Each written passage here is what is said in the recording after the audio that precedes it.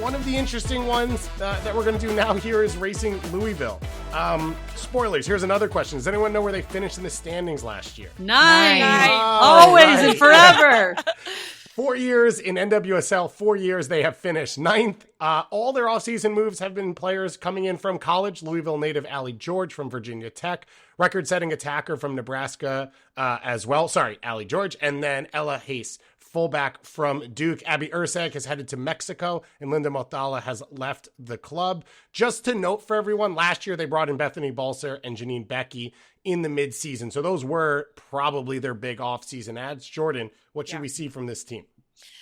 This is a team under Bev Yanez that has some really good ideas. I think that they just struggle in certain moments of the game to punish teams. They're going to play out of a 4-2-3-1.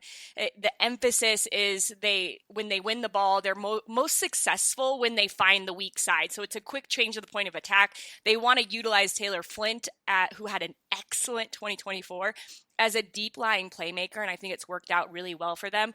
But then when they do attack, it's rotations, especially on the right side. They want to get their outside back into the attack, either centrally or in the channel, to create some overloads on that right, and they've built well on that side this last year. But Lori, they haven't been able to find the back of the net as much as they should. They were hoping Bethany Balser will be that answer. Do you think that is going to be the case in 2025? Okay, we're only 30 seconds in, and I do find myself having anxiety about the buzzer. So I'm like, it's going to go off. I've been living with that anxiety, Lori, for 24 hours. Yeah, about that's show. fair. That's fair. So I'm going to make this quick. This is a team to me that is both frustrating, and I love this team.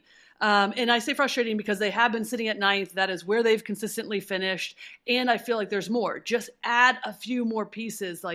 And again, we don't know what's going on behind the scenes, but I'm like, let's be a little bit more aggressive. 1-2 players that you feel like are going to set this team over the edge, because that's, to me, what this team feels like that it needs, because all the other pieces are there. You've got these players that have experience, that have some individual brilliance. Sav DeMello, Emma Sears, that's been called in for several camps now with U.S. Women's National Team. She has breakaway speed. She's still learning and progressing. This will be her second year in the league. You have veteran players, Taylor Flint that you mentioned, Janine Becky, Bethany Balser has proven that she can score goals. It's just it feels like 1 or 2, Ari Borges, who I love in the midfield, 1 or 2 more pieces that are going to be like, hey, if nothing's going this team's way in this game, this player's individual brilliance will get you out, much like we talked about with Mallory Swanson and Sophia Wilson. So sometimes I think I'm looking at the scores each week, and I'm like, all right, they're going to go on a run. And then they tie or they lose to a team that you don't expect them to. And so it just feels like, there's just a few pieces missing, and they'll get them over the edge, because otherwise I like what this team, how they're built, how they play, and how they've been coached.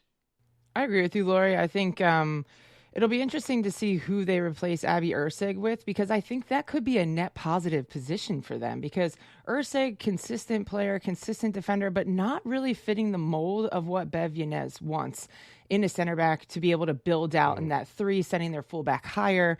So I'm curious to see who they replace her with. Is it more of a ball-playing center back that could help Katie Lund? Because I think we didn't see the best from Katie Lund last season because she was being asked to play a bit more under pressure, to soft pressure, not just hit it long and use her range of pass. However, I think, when you think about North Carolina and Casey Murphy, she wants to play out. But every time she gets pressed, she has 3 to 4 players that want to make themselves available to her as an option to be able to beat that press, where I didn't feel like Katie Lund necessarily had that. Ball-playing center backs who wanted to help break that initial pressure. So I'm curious to see who they replace Ursig with. Jordan, you talked about the midfield rotations. We did this show last year, and I still think Taylor Flint's one of those lost generation players that Emma Hayes is talking about. I was surprised she wasn't in camps over the last 12 months with the way she has played for this team and her ability to progress the ball. But as Lori said, the match winning, that final thing. And I guess the hope is Emma Sears can take that step, playing national team for the last 7 months, or Balser fitting in more comfortably after an offseason can be that jump. Yeah, I think Emma Sears can it does add so much to this front line, but she's very one-dimensional. Yeah. We've seen her now play on the left with this Louisville team. Bev Yanez tried to play her on the left. Emma Hayes tried to play her on the left, and you can tell she is uncomfortable playing on the left-hand side. She is a right winger who can stretch a back line, which is an important thing to have, especially when you want to utilize those players in the midfield who are really great.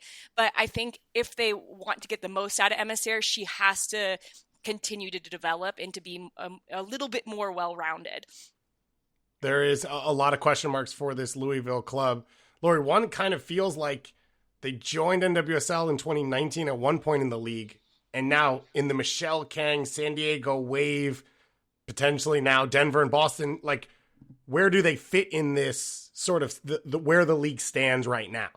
Yeah, I think that is actually a big question that could actually be an episode, because I think this Lori is just volunteered. Because I think this is what's going to be interesting is you do have big spinners, you have deep pockets that are willing to come in, make moves, and it kind of goes back to the question that we were having even with like a Chicago and not making a ton of moves in the offseason. How aggressive do you want to be? Are you happy just kind of being in the middle of the road and successful in that?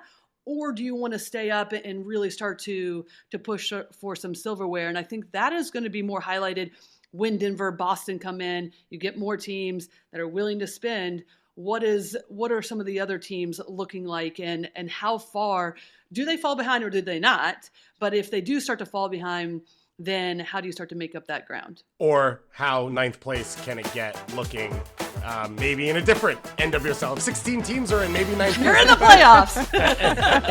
Maybe, yeah, exactly. Maybe that's the positive going forward.